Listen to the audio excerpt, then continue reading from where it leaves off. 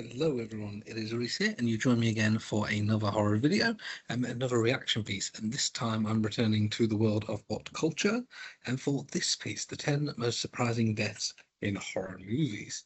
A piece by Michael John Day from June 15th this year, and it is linked in the description below, so you can sort of check it out for yourself. It doesn't love so horror genre is one that thrives on deaths and particularly thrives on shocking, surprising ones, right? Who doesn't love that moment where something that's so unexpected catches you and it can be scary, it can change the game, it's incredible. Um, he says it's common in the genre and it's hard to try and take the audience by surprise. Um, I'm going to predict some things that I expect are going to come up. So obviously we have the image here from Lee Whannell's remake of The Invisible Man. I noticed a blurb down below that is talking about Bring Her Back and Obsession, um, which sort of very much goes too. So we have sort of three things sort of written here or in. If you're being recent again, maybe something like Hereditary. If you're being classic, you can go for something like Psycho or there are some surprising ones in sort of lesser known picks, right? The Barbarian recently, and the See No Evil, sorry, even perhaps the Friday the 13th reboot or from 2009. So we'll see what comes up on this list. We'll see. So what I'm thinking here about is sort of the death itself. I'm thinking about how sort of surprising it is. Um, yeah, we will see. Features a character death that completely pulls the rug out from under you. So let's see if these do. So hello, and we're beginning on a death, I've got to be honest, that I haven't seen. Of course, this is when we're stating spoilers. Lots of spoilers throughout here. So, please don't, please, be wary of that. I don't know what's coming up before it comes up. Um, so I can't speak to this one because I haven't seen, um, I have not seen Kieran, so I cannot speak to this. It seems here, the macho cop, who's said, characters, okay, so it's a sort of a death that changes our way of seeing a different character. Again, I can't speak to this because I haven't seen Cube. Hopefully, the the rest of the list is not too bad. Andy Bring Her Back. So this is the Bring Her Back list. So yes, again, another character, Andy, who is presented as the hero of the piece. So the older brother to Piper, a young blind girl, who has essentially figured out that Sally Hawkins's character has got some sort of nefarious plans in mind. Um, and it is sort of it's a wonderful bleak thing in that he's managed to convince one character that she is a threat, and then they both take out the car, the social worker who was killed by the car, and then she just comes out and kills him. She drowns him in a puddle. It's really brutal. In a film, it's very, very brutal indeed. This is, I think, a good one. This is one that sort of, in many, many a Hollywood film, would be the moment where sort of essentially the hero starts to rally. Um, that this one, yeah, I think this is a good example of sort of, perhaps it's not unexpected, but the abruptness of it is the kind of thing that really makes it land here. Let's plod on. And Michael Tucker, Death Warmed Up, again, another one that I'm going to have to be honest, I haven't seen, nor really one that I've heard of, in truth. A low budget sci fi horror from New Zealand.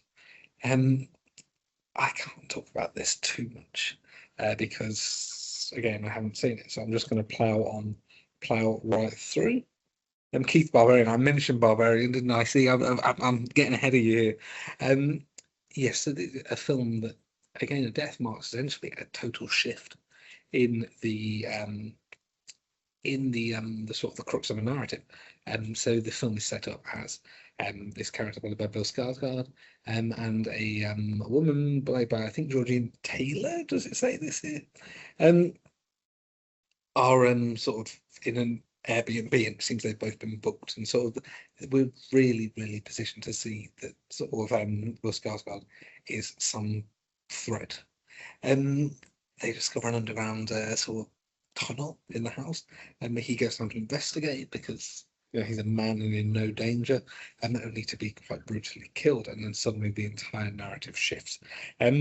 Yeah, this is this is a brilliant example. I think this is it completely upends what the film is about.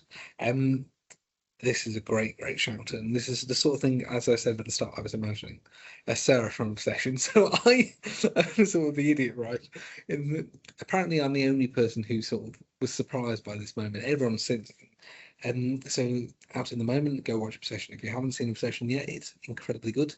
Indian Everett for the Oscar, and I would yes. So the Nicky character played by Indian Everett has been driven totally into Obsession. And when Bear, her sensible partner, sneaks away in the middle of the night to meet a friend of Sarah, they're talking quietly in a car, and suddenly Nikki appears and sort of smashes her, bludgeons her to death. Um, I suppose this sort of the entire thing is designed to catch you off guard, and it caught me off guard, absolutely caught me off guard. Apparently, according to online comments, I'm the only one who didn't see it coming, but this was a moment that absolutely landed. Um, Again, it kind of changes the game in a way that has been building. It's one of those few moments of release, and the release actually leads to something even worse. Um, Emily casting does mine. So the title picture, um, from the article that starts. We knew this one was coming, so Elizabeth Moss's character has escaped from her abusive partner, um, and then sort of gradually becomes convinced that he's following her using sort of an invisibility suit. As we know this is we know that he is. Um, yeah, um, everyone thinks she's going mad or grieving or such. Finally managed to talk to someone who's starting to believe her, and then suddenly, in the middle of a restaurant, she's killed. I'm not going to show the picture for fear that YouTube will not like it. But yeah, this is a funny moment again. Kind of lands totally out of blue. We know that the villain of the film could be anywhere. On account of being invisible, we know they could be anywhere, and yet the moment still, it's sort of totally again catch you totally off guard. This is one again I can very, very much speak to. Caught me off guard too. A lot of these catch me off guard. Ben, Night of the Living Dead. So one of the OG most surprising deaths, and a death that is sort of unremitting in its sort of brutalness and kind of meaninglessness almost. So in fact, this is the very end of Romero's film. The zombies besiege a house. People have all been killed, save one, Tony Todd's Ben. He escapes from the house, finds humans who are sort of fighting the monsters, and they take him for a monster and kill him. Um, yeah, this is the kind of thing after having survived this unrelenting night of horror. It's just a brutal death in which he is killed. Um, I like this comment here. It's unfair, unsurrounding, entirely unnecessary. That is a beautiful, wonderful description of this. Um, Again, I predicted it, and I said Hereditary was going to come. Again, another one that works well because what is set up? We are set up essentially to find that Millie Shapiro's character, Charlie, um, is kind of going to be the center of the sort of the magical supernatural threat, the Coven of Witches. They have an interest in child. Um, and then she's unceremoniously killed, has an allergic reaction at a party, and sticks her head out of the window to get some air. And essentially her head meets sort of like a telegraph pole or something, and takes it off. Um, it's brutal. This is the kind of thing again.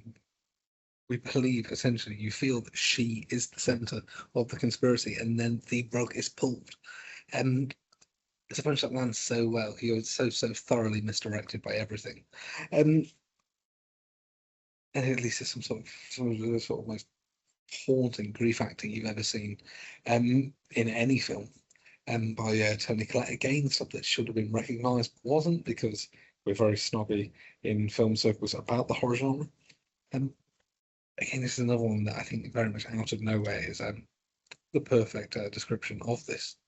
The Mademoiselle from Mat. So French. So I'm surprised to see French horror represented here.